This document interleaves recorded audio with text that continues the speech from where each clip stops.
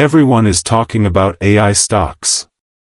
But in the middle of all the noise, one name keeps getting a very dangerous label. Snowflake. Some call it the king of cloud data in the AI era. The invisible infrastructure powering modern AI systems. But others see something very different. Not a king, but just another hype-driven stock trading at a premium valuation. Because when you strip away the narrative, you find a business still battling inconsistent profitability, intense competition from hyperscalers, and a valuation that may already be pricing in perfection. So the real question is exactly what this video will answer. Is Snowflake truly the king of the AI data era? Or just another hype cycle the market is refusing to question? To understand Snowflake, you first need to understand what is actually powering the AI revolution beneath the surface. Because AI does not exist in isolation. It does not run only on models. And it does not survive on algorithms alone. The real foundation is the data layer. Every AI system, from chatbots to enterprise automation, depends on massive volumes of structured and unstructured data. Data that needs to be stored, organized, accessed, and processed at scale. And as companies continue to digitize every part of their operations, this data problem is getting exponentially bigger. But here is the key point. Most enterprises were never built to handle this level of complexity. Their data is fragmented, siloed across systems, and extremely inefficient to work with. And that structural gap in the modern data stack is exactly where Snowflake positioned itself. Not at the application layer, not at the model layer, but right in the middle of the AI data infrastructure stack. Before we can understand why Snowflake matters, we first need to understand the problem modern enterprises are facing. Because despite all the excitement surrounding artificial intelligence, the world's data infrastructure is still surprisingly broken. And the problem isn't that companies lack data. It's that they have too much of it. Over the past 2 decades, businesses have adopted countless applications, databases, and software systems. Each one was built to solve a specific problem. But very few were designed to work seamlessly together. As a result, data becomes fragmented across the organization. Instead of having one unified source of truth, companies end up with multiple versions of the same information. Teams spend enormous amounts of time searching, cleaning, and moving data, instead of generating insights from it. For years, this was manageable because data was mostly used for reporting and analytics. But AI changes everything. Because AI is only as good as the data it receives. If the data is incomplete, the output becomes unreliable. If the data is siloed, the insights become limited. And if the data is inconsistent, AI can amplify those mistakes at an even larger scale. In other words, AI doesn't solve a broken data infrastructure. It exposes it. Today, many companies are trying to build advanced AI capabilities on top of systems that were never designed for the AI era. It's like trying to build a skyscraper on a cracked foundation. No matter how impressive the building looks, the foundation will ultimately determine its strength. And that raises an important question. If modern data is broken, who is actually fixing it? Snowflake approached this problem differently. Instead of asking companies to replace all of their existing systems, it asked a different question. What if all that data could simply work together? That idea became the foundation of Snowflake. At its core, Snowflake is a cloud-native data platform built to unify data across an organization. rather than rebuilding an entire infrastructure from scratch. Companies can connect their existing systems into a single environment. And that's an important distinction. Snowflake isn't trying to eliminate complexity. It's trying to make complexity manageable. Because modern enterprises have already invested billions of dollars in software, databases, and digital tools. The challenge isn't replacing those systems. The challenge is making them communicate with one another. For years, data was trapped inside organizational silos. Each department operated independently. Each team worked with different information. And collaboration often became slower than it should have been. Snowflake was designed to break down those barriers, allowing organizations to work from a shared source of truth. And in the AI era, that capability becomes even more valuable. Because AI doesn't need more isolated datasets. It needs connected data. The easier information can move across an organization, the easier it becomes to generate insights, automate workflows, and deploy AI at scale. And this is where Snowflake's role begins to evolve. It's no longer just a data warehouse company. It's becoming a foundational layer of modern data infrastructure. But solving a problem is only one part of the story. The next question is equally important.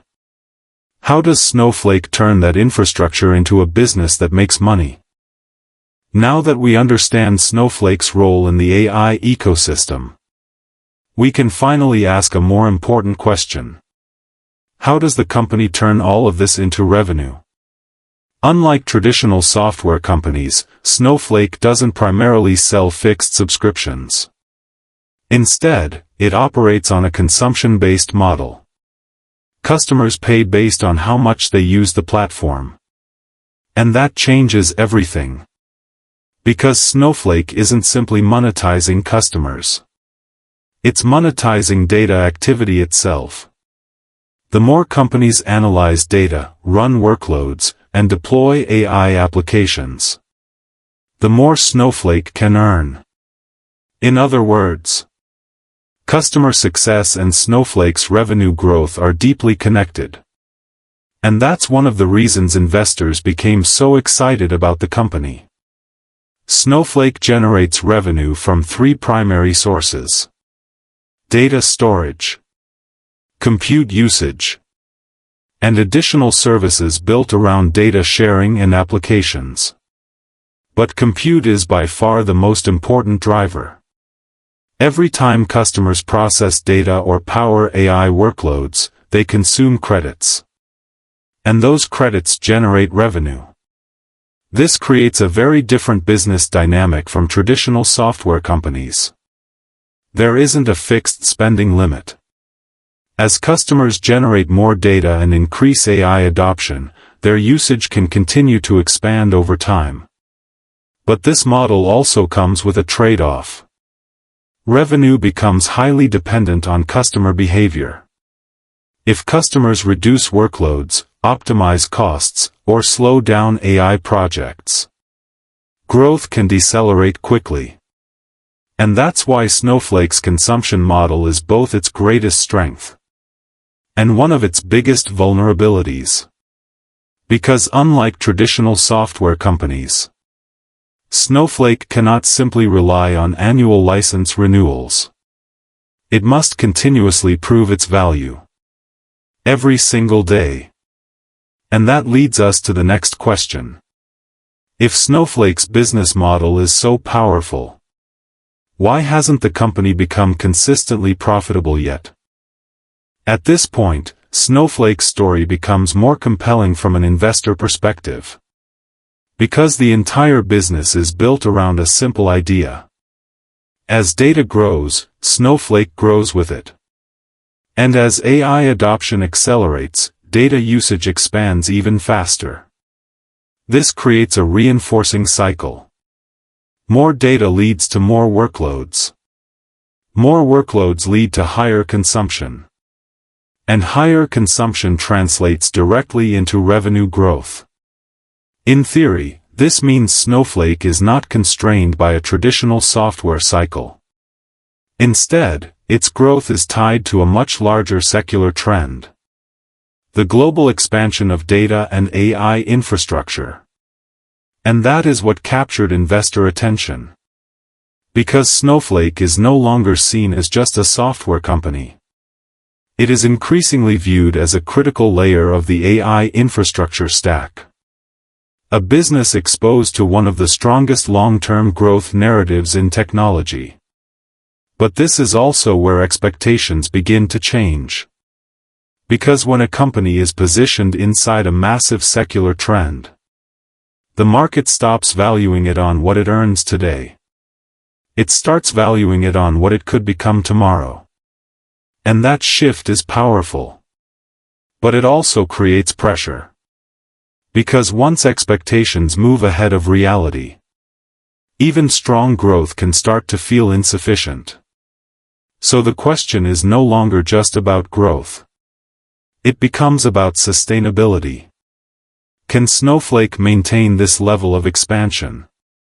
When expectations are already pricing in near-perfect execution? Up to this point, Snowflake's story looks impressive. Strong revenue growth. Expanding demand from AI and data workloads. And a strategic position in the modern data stack. But when we shift from narrative to financial reality, the picture becomes more nuanced. Snowflake has consistently delivered strong revenue growth since going public. And that growth is exactly what initially attracted the market's attention. However, revenue growth alone does not define financial strength. Because a significant portion of that revenue is still being reinvested back into the business. R&D remains elevated as Snowflake expands its platform. Sales and marketing costs stay high as it competes for enterprise adoption.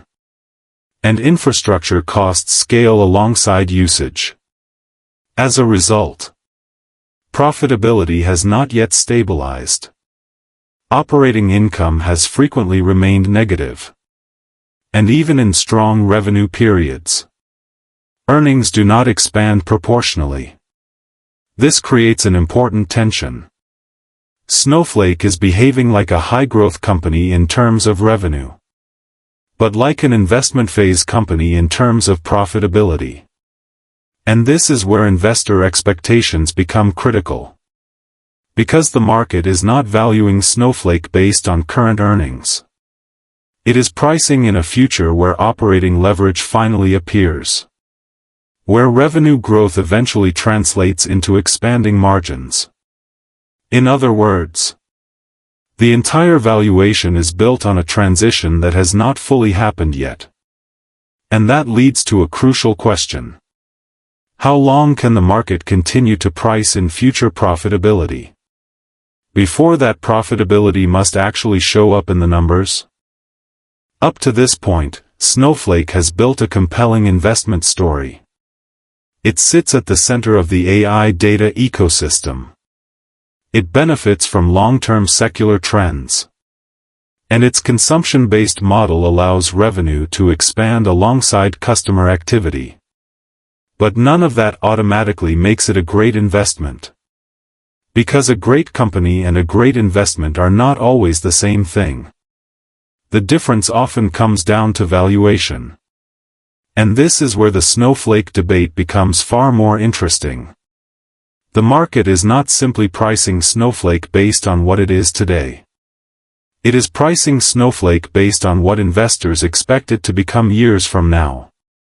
A company capable of sustaining high growth, expanding margins over time, and eventually becoming a highly profitable software business. In other words, a future version of Snowflake that has yet to fully materialize. And that creates a very demanding setup. Because when expectations become this high, good execution is no longer enough. The company has to consistently outperform. Quarter after quarter. year after year. If growth slows, even temporarily, or profitability takes longer to emerge, the market can quickly reassess those expectations. And that is the key risk investors need to understand. The biggest risk may not be the business itself. It may be the price investors are willing to pay for its future potential. Because at a certain point, the market stops rewarding a good story. It starts demanding proof. And that brings us back to the central question of this entire analysis. Is Snowflake truly the king of cloud data in the AI era? Or has the market already priced in a level of perfection that reality may struggle to deliver?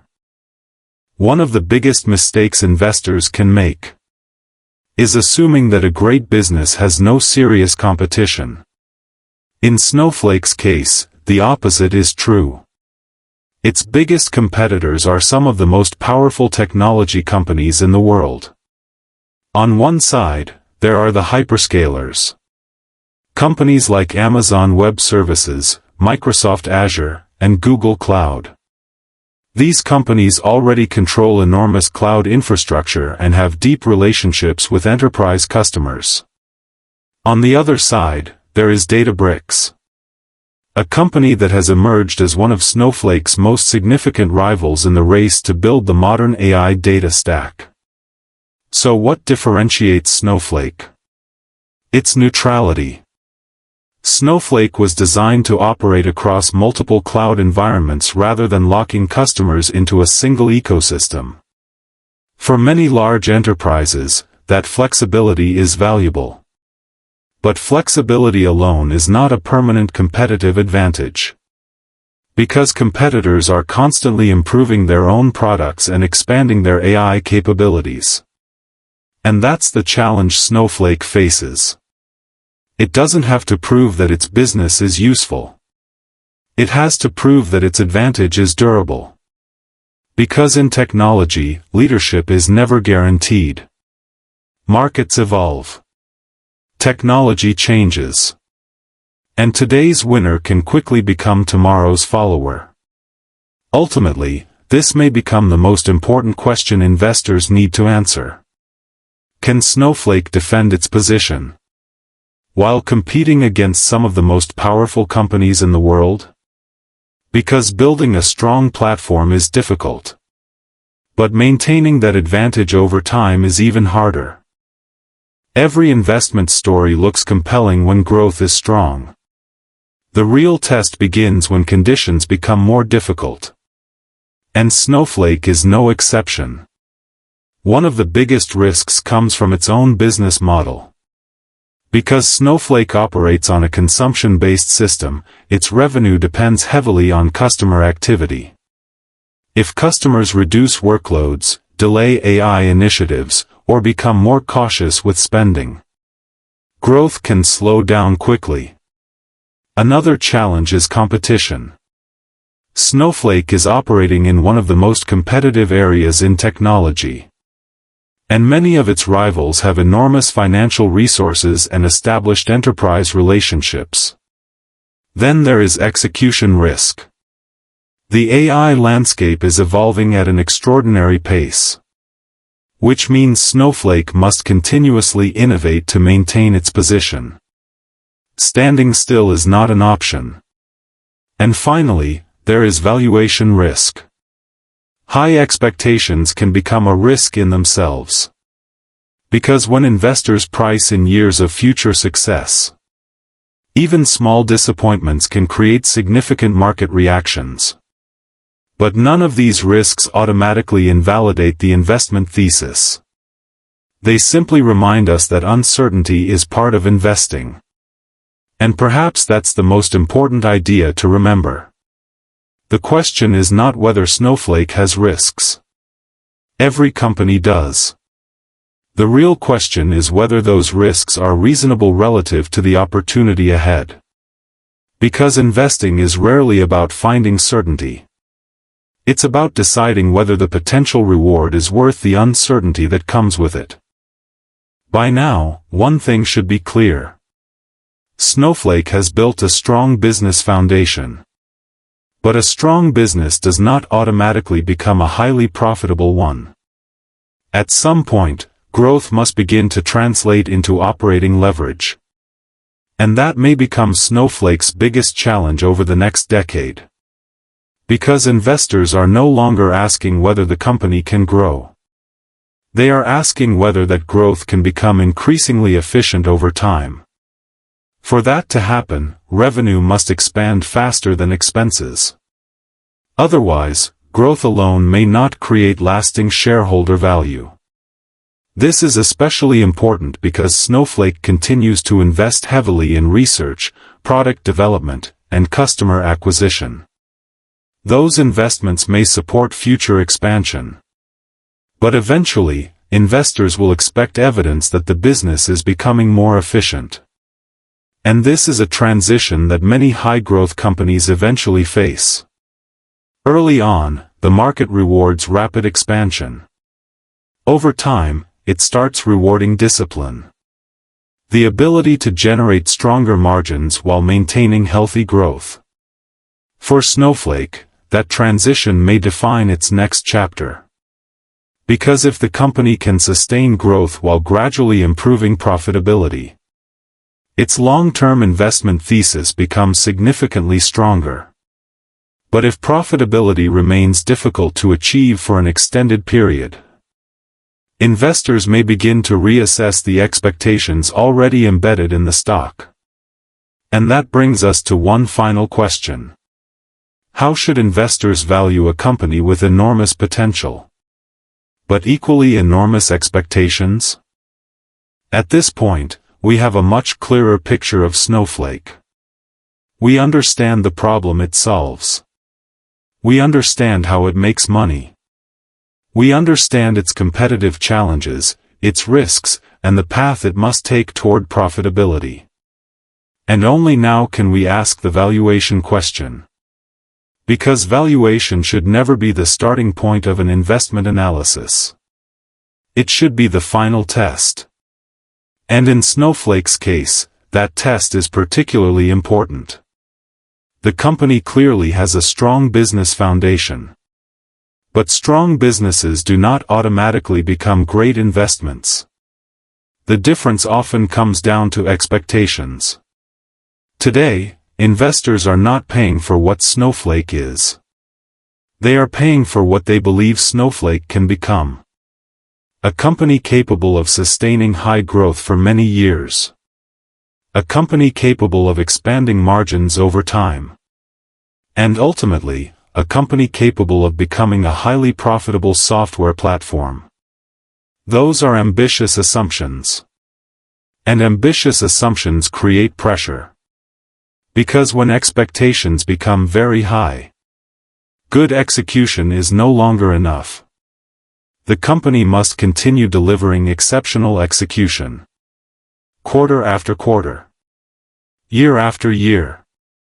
And that is the central risk investors need to understand. The biggest risk may not be Snowflake's business itself. It may be the gap between expectations and reality. Because markets can be unforgiving when future growth falls short of what has already been priced in. That doesn't mean Snowflake is overvalued. And it doesn't mean Snowflake is undervalued either. It simply means that valuation depends on one critical assumption. Can Snowflake continue executing at an exceptionally high level for many years to come? Because ultimately, valuation is not about predicting the future. It's about deciding whether the future being priced into the stock still looks reasonable. At this point, we are no longer trying to understand the business. We already know what Snowflake does. We already understand its growth, its risks, and its competitive position. Now, we are simply trying to understand one thing. What is the market actually pricing in? To answer that, we use a simple three-layer framework. A conservative scenario. A base case scenario. And an optimistic scenario. In the conservative case, we assume slower execution, lower market enthusiasm, and more pressure on growth multiples. This results in a valuation around $168.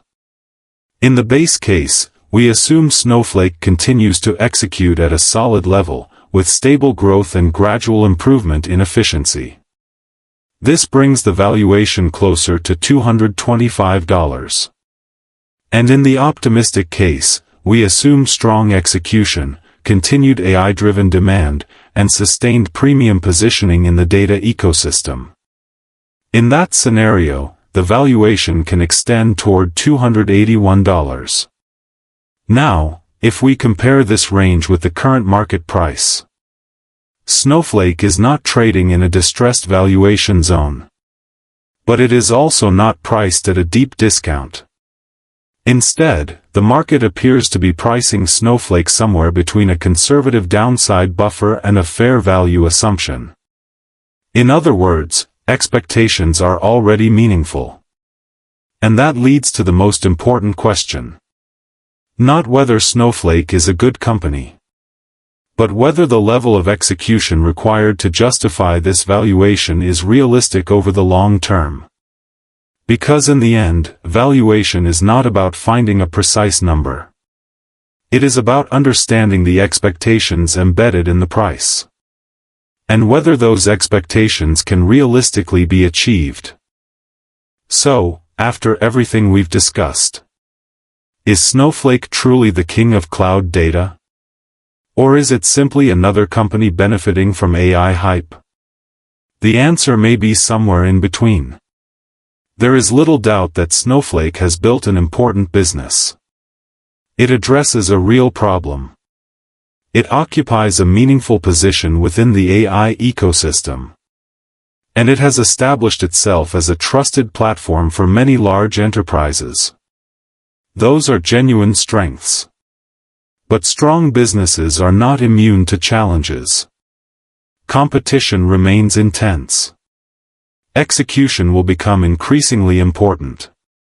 And high expectations leave very little room for mistakes.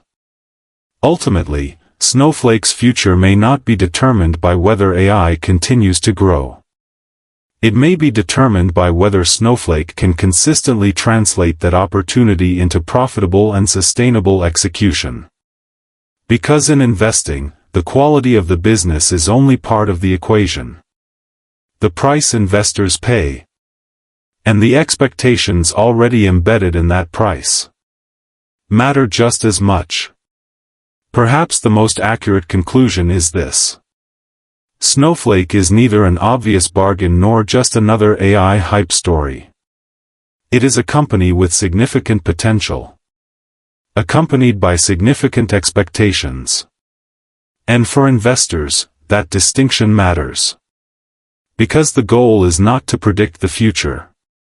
The goal is to decide whether the future being priced into the stock still looks reasonable. And that may ultimately be the most important question every investor needs to answer for themselves. As always, this video is not financial advice. Please do your own research before making any investment decisions. Thank you for watching, and if you enjoyed this analysis, don't forget to like, subscribe, and share your thoughts in the comments below.